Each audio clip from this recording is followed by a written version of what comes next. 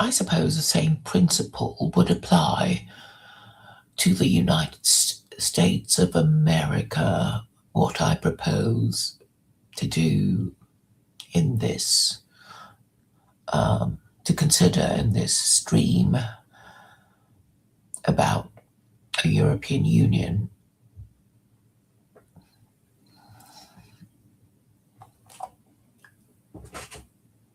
adopting secular Koranism with EU characteristics. America is already a nation consisting of 50 states.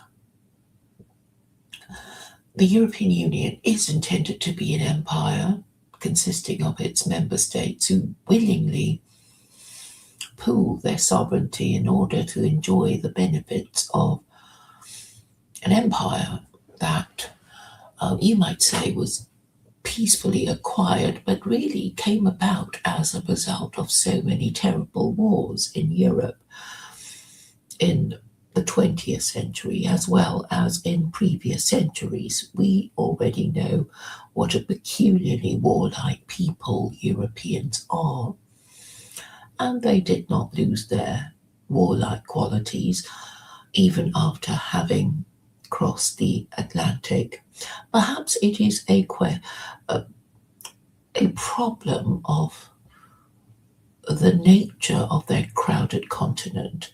Being a crowded continent full of different languages, it is not surprising that they should find themselves fighting each other because of their differences, even when they were all white. And then the Roman Empire conquered most of Europe and then adopted Catholicism in order to support the divine right of the Roman emperor to rule. It must be noted that Rome began as a people who hated kings, and this means that they started off as a republic with no kings. And then when their generals became successful at war, when they acquired large pieces of territory, it became inevitable that they would start fighting each other. But Octavian saved the day by winning all the wars against all the other Roman generals, and then became emperor. And that was the end of the republic, but it wasn't known at the time. And the end of the Roman Republic was dressed up in all kinds of fine words, such as first amongst equals. And sometimes that term is still used by the leader, I suppose, to bring about a more collegiate environment. But the point was, after Octavian became the emperor of Rome and called himself Augustus, he was an absolute monarch. And things continued for a bit with mad emperors such as Caligula and Nero, who hated his mother.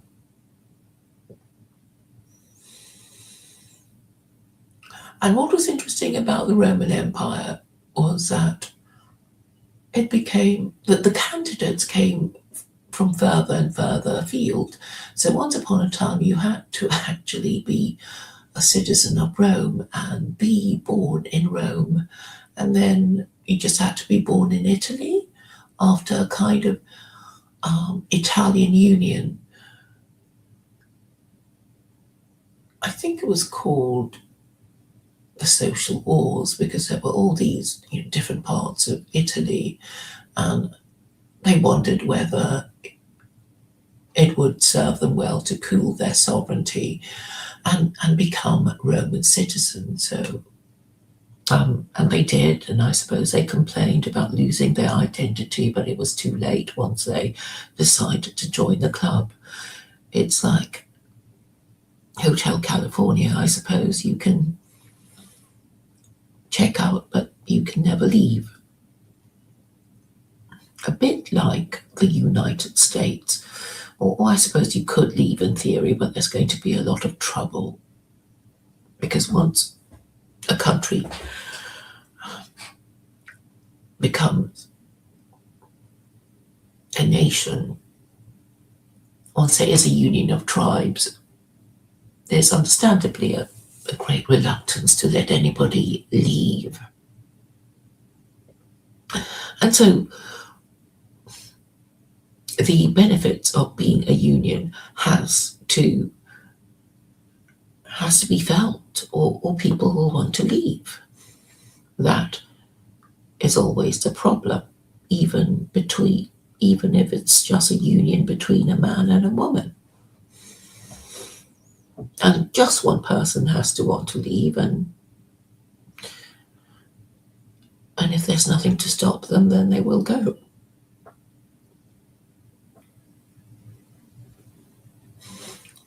I don't claim to be an expert on the history of the United States, but I do know a little bit here and there, which I picked up.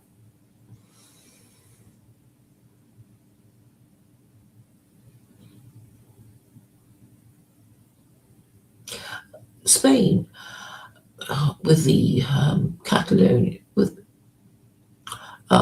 also has its regional problems. And not so long ago, there was this talk of Scotland leaving the United Kingdom. This was very alarming indeed. I remember feeling aghast that such a thing would even be allowed, or, well, proposed for one thing, and actually carried out. It seemed crazy and unnecessarily divisive. But who knows who put the idea in David Cameron's mind? I suspect a lot of these suggestions, these orders came from Washington.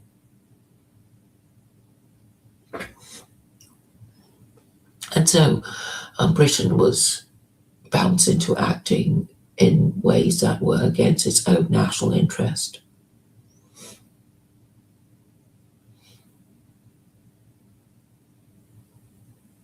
But I think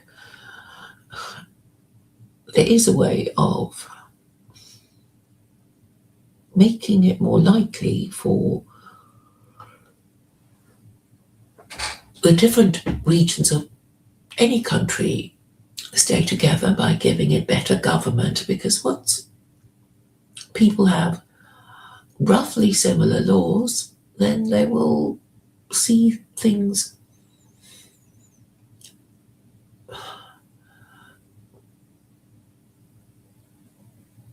they will be able to see things in the same way than if they didn't have the same laws.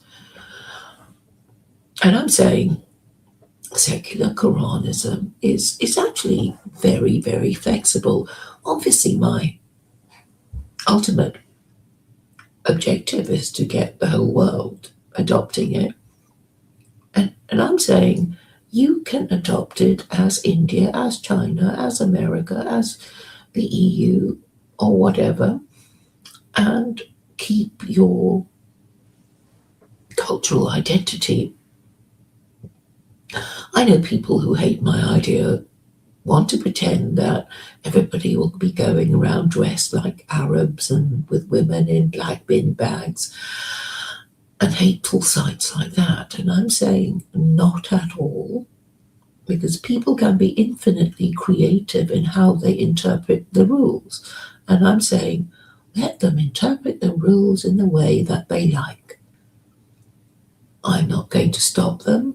No one can stop them anyway. But if you give people this idea that they have something that is their own, yet still allows them to be a member of the club, then it's winners all round, isn't it? And if it's so what I'm saying, and America is a great example because I guess a lot of people think America is, well, it's obviously one country and, mostly white people who think of themselves as Christian, and some of us may think of cowboys and Indians and other iconic American stuff.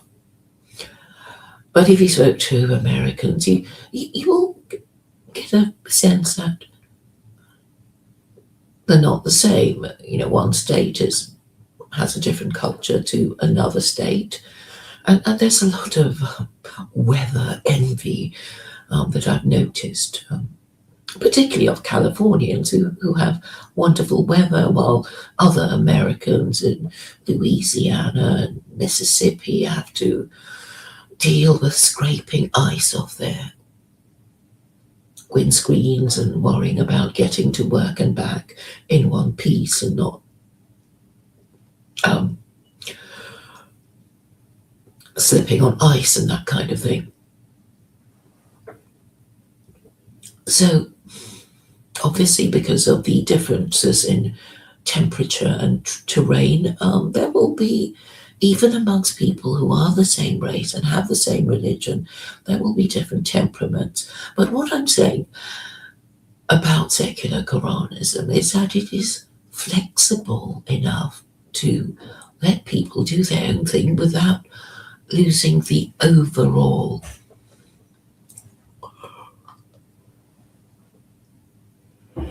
shape of Sharia.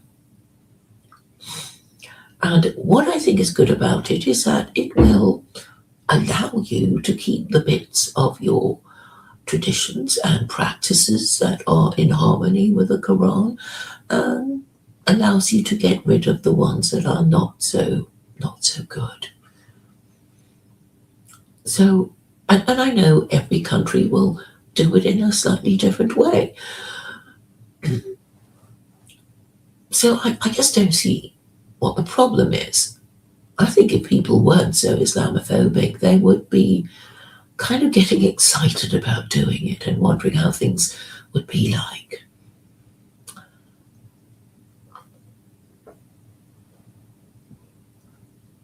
So with America,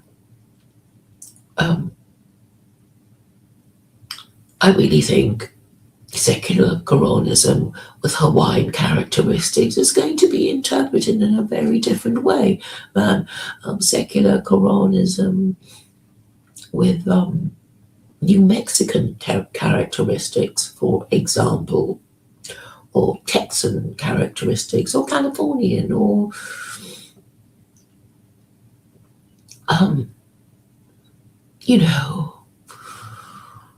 all the other states. They will have a different way of interpreting it, and this will allow them to keep their identity and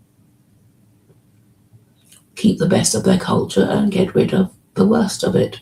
So I just don't see what the problem is, other than innate and stubborn Islamophobia.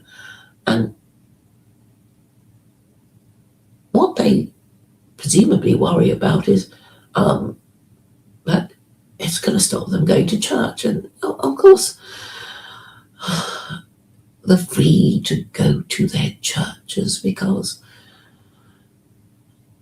the Quran doesn't tell people to close down their places of religious worship if they're not mosques. It's just ridiculous and alarmist for people to keep raising that false alarm. Look, Mike,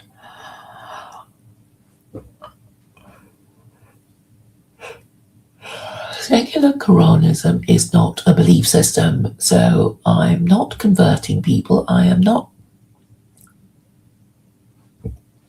I don't talk about converts, I talk about supporters and adopters, right? You don't convert to it, you look at it and you decide to adopt it.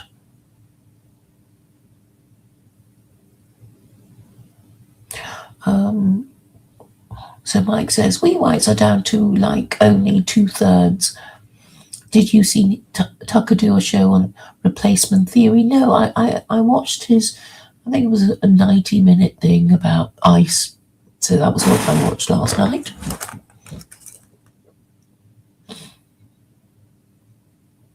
I mean, I think we already know that nature abhors a vacuum. And so if you're an aging and shrinking society because you don't support marriage and prefer feminism and a culture of casual sex, then your birth rate will lower and you will experience labour shortages, and some bright spark will think, well, hey, why don't we import foreign labour? And once you do, you won't be able to stop. It's like that Pringles ad. Once you pop, you can't stop.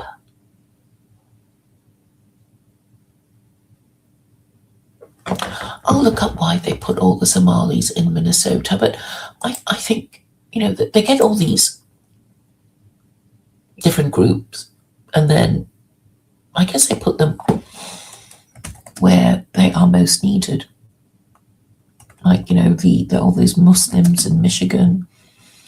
Why did Somalis go to Minnesota? But the thing is, once you put a lot of the same group of people there, they're gonna use their numbers to get the best deal for themselves. Minnesota became a hub for Somali immigrants due to a combination of federal refugee resettlement policy, strong support from local non-profit agencies, and economic opportunities. Federal resettlement decisions in the early 1990s, the U.S. government, in coordination with voluntary agencies, selected Minnesota as a resettlement site for Somali refugees fleeing civil war and famine. The state's established history of welcoming refugees, particularly among Hmong and other Southeast Asian communities, made it a favourable location. So I guess it's like we've already got all those other non-whites here, but that they're already used to all these foreign people, so they won't complain too much if we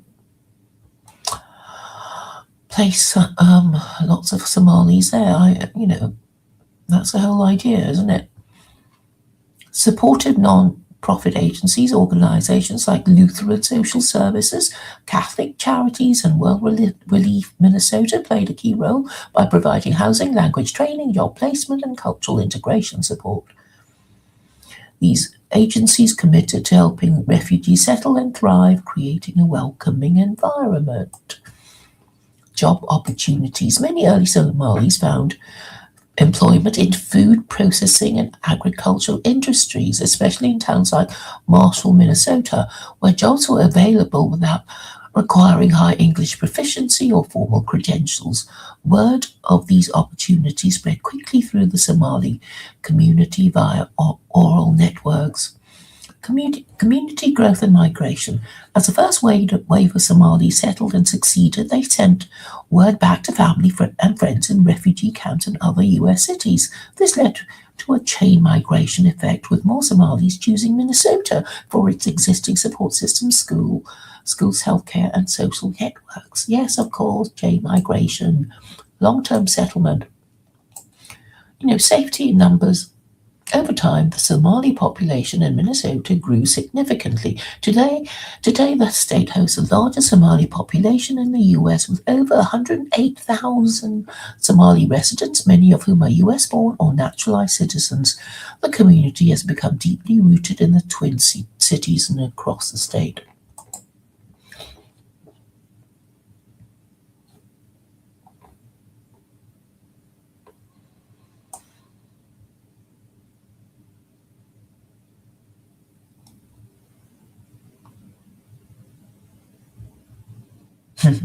grass skirts and the hula dance.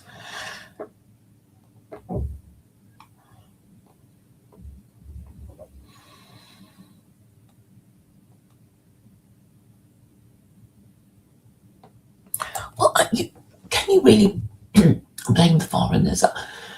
In that, I guess if you come from a society that supports marriage and where everybody is expected to marry and people, see marriage as a way of raising their status, then you're not going to do as well if you don't yourself practice marriage. And I think that the problem is becoming clear. And as I keep saying, and I was talking to Scott today, and he said, "Oh, you can't just reduce religion into this thing that frightens people into marrying each other and staying together." And I thought, well, why not? It just seems that all the five world religions do that, and if you don't do that, you just disappear, right? And unfortunately for Christians, Christianity is the weakest link, and because Westerners enjoyed huge advantages in wealth and education, they carried on for enjoying their sex and drugs and rock and roll, and now they find themselves unable to compete with the immigrants in their country. But as I've said many a time, imperialism is a cultural exchange. And it's not just, the conquered people having to suffer imperialism. The imperialists often end up going native.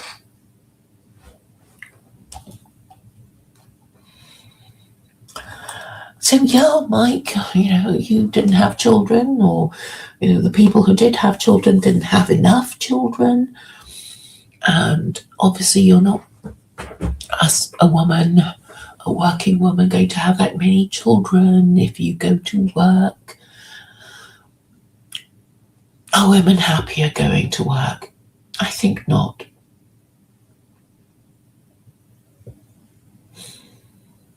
Most women enjoy, doing the nice things about the house. I mean, a lot of it can be quite rewarding. You clean the house, you look after the children, the husband is grateful, the children love you, and, you just sort of cook meals and feed your family, and they look upon you as a source of pleasure and nurture, and it's quite easy once you know how to cook and clean a bit, and and you're not completely stupid, and you can cope and prettify the house, and be nice to neighbors and feel needed and wanted and useful. What's wrong with that? So I don't see a problem with encouraging women to do this sort of thing again. They'll probably be happier than, being on OnlyFans and having to slut themselves around just to have a chance at a relationship. So yeah, I am saying things should change quite radically, if only to acknowledge that that we might have gone wrong. And in order to properly acknowledge that you've gone wrong, you need to do a U-turn. Yes, that's what people do when they admit that they're going the wrong way. They stop and they do a U-turn.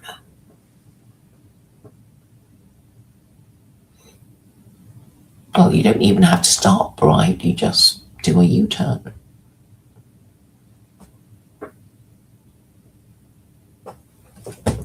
Okay, so now you know what the problem is.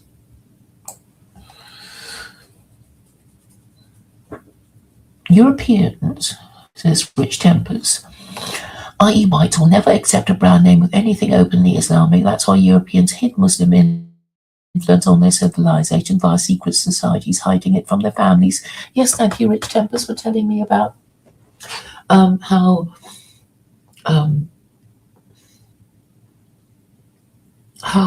Freemasons were had some Muslim origin. I think he was saying to me yesterday. Well, now you can't hide it, can you? Because they're already here. They're here. There they are with their mosques and things.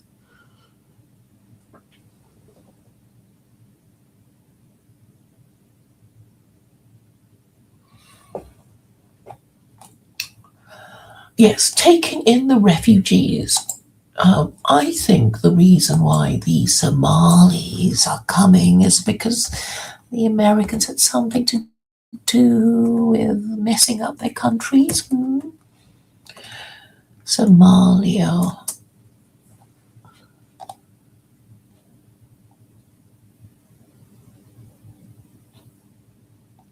Sorry, it's a place called Samala, but I want Somalia.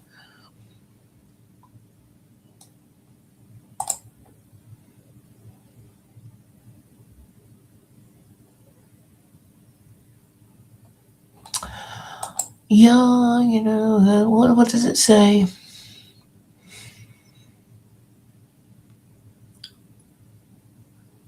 Intensified US military strikes continue targeting Al-Shabaab and ISIS Somalia, with 23 airstrikes conducted in January 2026 in coordination with Somali forces.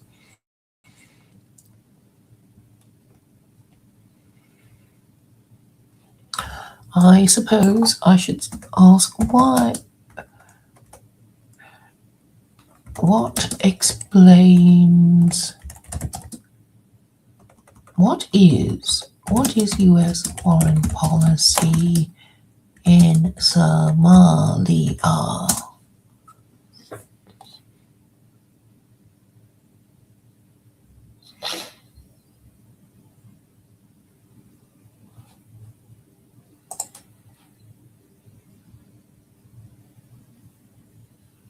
Since 2013, the United States has formally recognized the federal government of Somalia and supports its efforts to strengthen democratic institutions, complete with federal state formation, and prepare for credible democratic elections. The US also backs the Somali National Army and the African Union Mission in their operations against Al-Shabaab, an Al-Qaeda affiliated group designated as a foreign terrorist organization. The US has provided over $3 billion in humanitarian assistance since 2006 and $253 million in development, and since 2011, in development aid since 2011. It is the largest bilateral donor, and until 2024, the largest bilateral creditor to Somalia. US military engagement includes hundreds of personnel deployed in Somalia to advise and assist Somali and AU forces alongside counter-terrorism operations conducted from neighborhood countries like Djibouti and Kenya. While the US officially recognizes Somalia's sovereignty within its 1960 borders, including Somaliland and Puntland, there's growing discussion in Washington about potential policy shifts, including the possibility of recognizing Somaliland's independence, though no formal change has been announced as of January 2026. Let's see what Somalia has that the US might want to loot.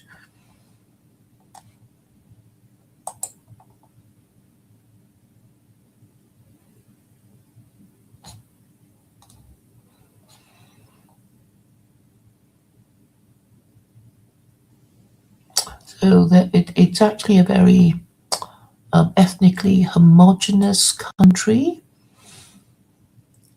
Its capital is Mogadishu, and the overwhelming majority of people are Sunni Muslims.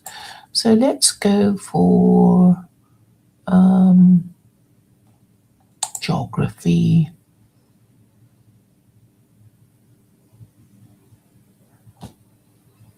Has it got oil or something? What might America want from Somalia? Why is it there?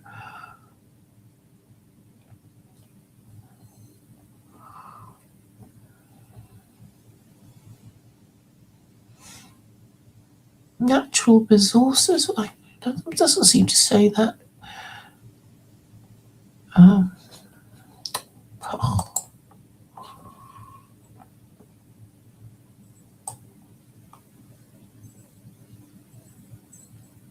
so what are its untapped natural resources?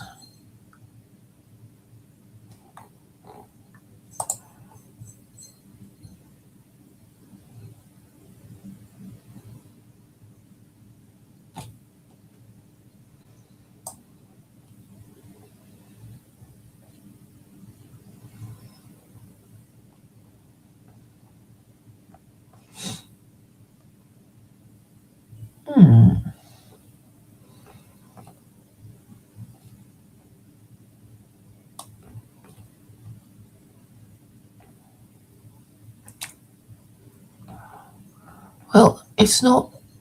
Well, AI should be helpful. I'll just ask, what does Somalia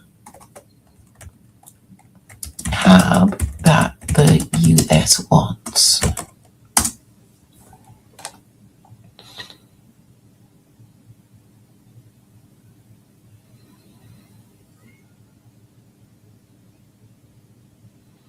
Somalia's strategic geography is central to US interests, particularly its access to the Gulf of Aden and the Bab el Mandeb Strait, a critical maritime choke point for global trade, including oil shipments from the Persian Gulf to Europe and the US. There we are. The US seeks exclusive control of key infrastructure in Somalia, including air bases in Beni-Dogal and Berbera, and ports in Berbera and Bosaso, as confirmed by a March 2025 letter from Somali President Hassan Sheikh Mohammed Mahmoud to President Donald Trump. Beyond military access, the US aims to combat al-Shabaab and Al-Qaeda-affiliated group that poses a terrorism threat. The US supports Somali security forces, including the elite Danab unit, through training, funding, and airstrikes.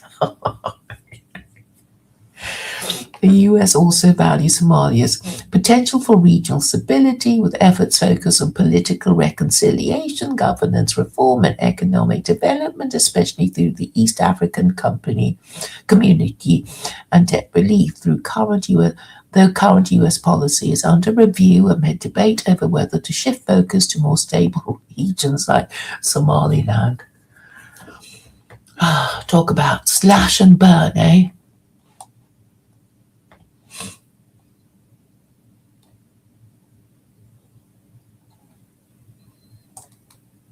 Yes, and obviously some of these, war-torn countries will have traumatized, mentally ill people.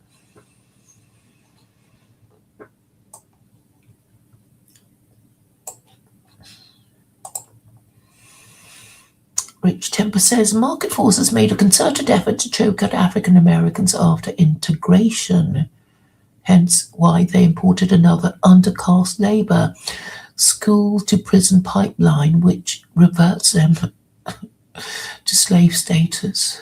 It's so sad, isn't it? And that's why I think slavery should be a more open institution. Private prison industrial complex has also been offshored and outsourced to third world countries, which is why Trump is deporting people to third party countries to enslave their corporate labor force.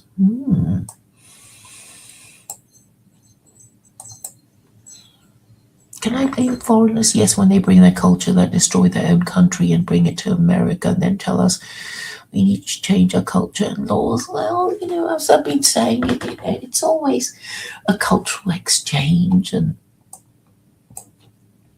yeah, I mean, if you don't like whatever your government does, and I guess it's up to you guys to do it.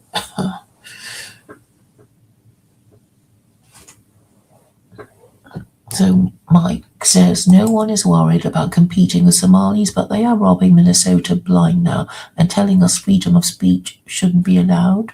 Are they? I didn't know that.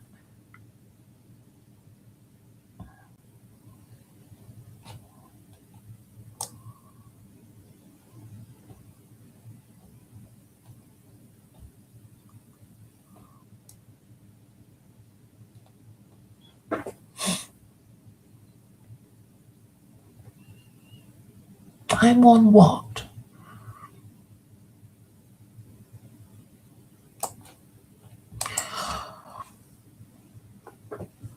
Mike, I think I might have mentioned that I support the reintroduction of slavery. As I was saying earlier, it mustn't be secret, it has to be open.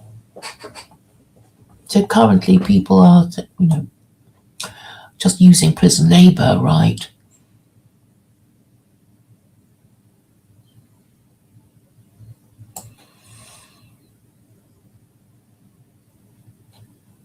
So Rich Temper says, I think the Somali population is being used as a culture war prop to rev up the ignorant base so they will willfully accept a surveillance state because of their own bigotry.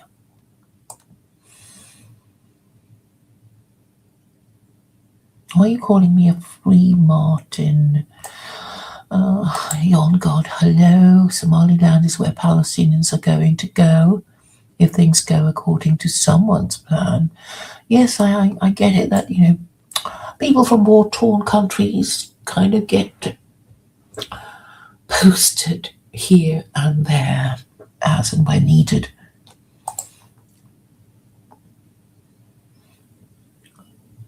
I have to go back to the Garden War to see the fall of Somali, not 2013. We started taking Somalis in the early 90s or maybe earlier. Yes, okay, so they're quite established there now.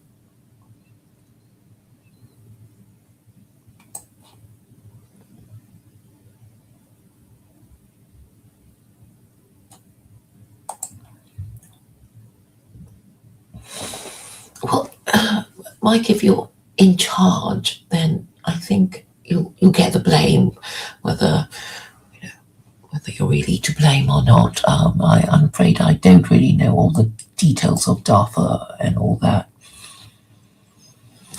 Rich Temper says Somalia was divided during colonization by Britain and Italy to landlock Ethiopia. Likewise, in Djibouti and Eritrea was strategically carved off. We know such an awful lot, Rich Tempers. So if we wanted it, why didn't we take them in the 90s rather than running after one Black Hawk Dawn? You asking me if I'm a communist? No. Why do you say I'm a communist? Have I said anything communisty? So you are on the move in East Africa, playing a good bad cop to finish the goals of the Berlin Conference. Which Berlin Conference? The one in 1878?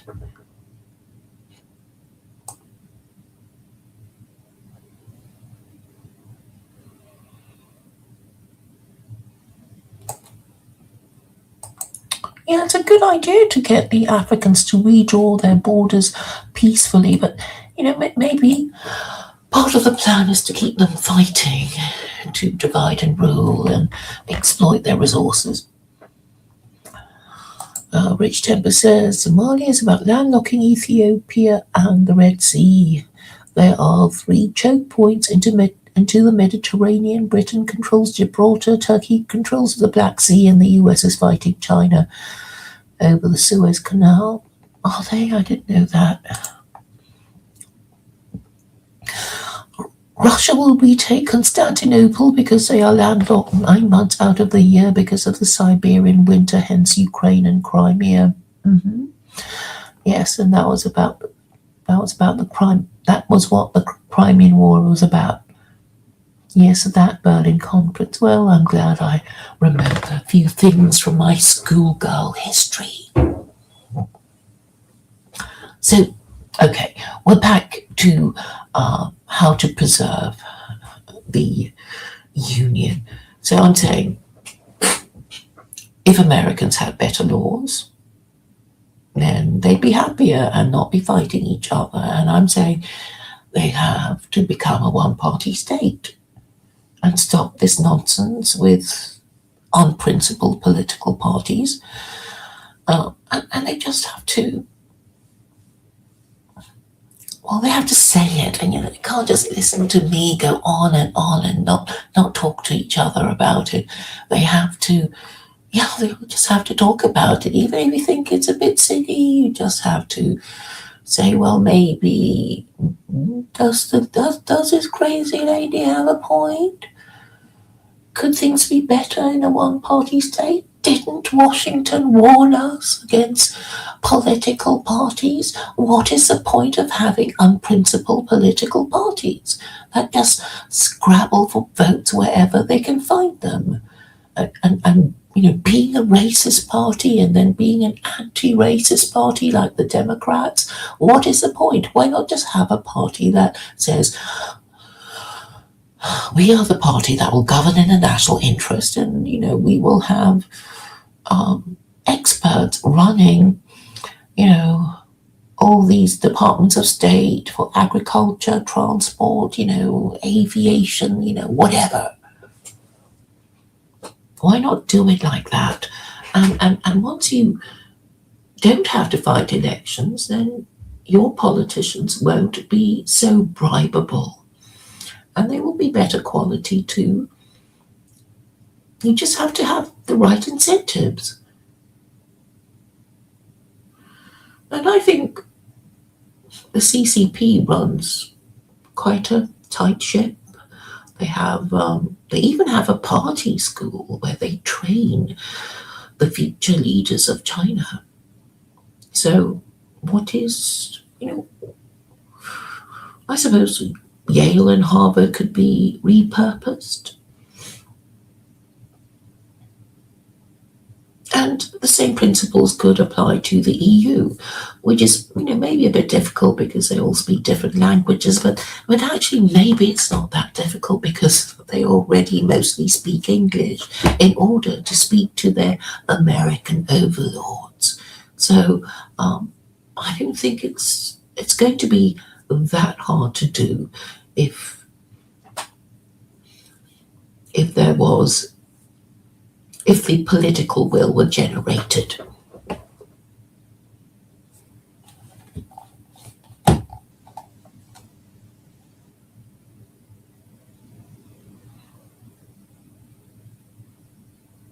I've never heard of a garden war. What is it?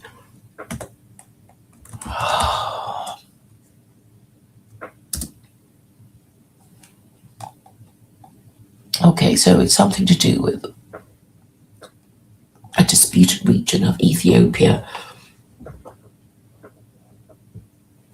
So I'm saying, if you have the right political structures and fair enough laws, if you have fair enough laws, then people are going to be happier and they're not going to be fighting each other and everything will calm down. But yes, I suppose you have to manage the narrative, and the narrative is that we done wrong, we are sorry, we will do better from now on. And in the last week, it occurred to me that a media event could be staged whereby the corrupt and incompetent ruling classes could be made to wear sackcloth and grovel in the ashes, and well, just show that they're sorry for all the bad stuff they did, and promise to turn over a new leaf, and it'll be televised, and people might think the West has turned over a new leaf, or at least says it will. And that would be a start, wouldn't it? And I think everybody would enjoy this wonderful media event where penitence is displayed, penitence, remorse, and possibly redemption will come.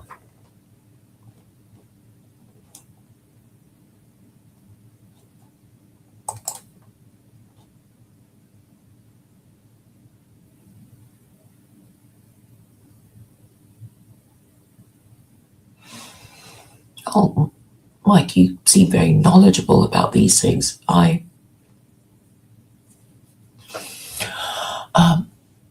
It's all new to me, and I suppose I am a little tired with all these new names and new dates of war and repression.